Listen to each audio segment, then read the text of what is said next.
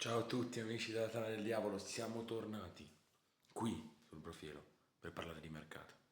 Ragazzi, perché il Milan proprio ieri ha ufficializzato l'arrivo di Ruben Amorim e con Ruben Amorim cambierà un sacco di cose.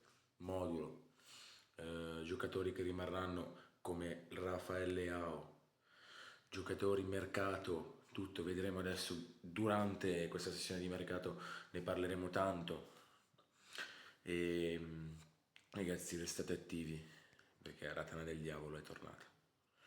Quindi parliamo anche di Rafael Leao che forse rimane, molto probabilmente rimarrà, con Adrien Rabiot che adesso parlerà anche con Modric, Amorim, vediamo cosa succederà ragazzi, ci resta solo che aspettare la fine del mondiale e andare in ritiro per vedere cosa succederà. Speriamo bene ragazzi, ciao!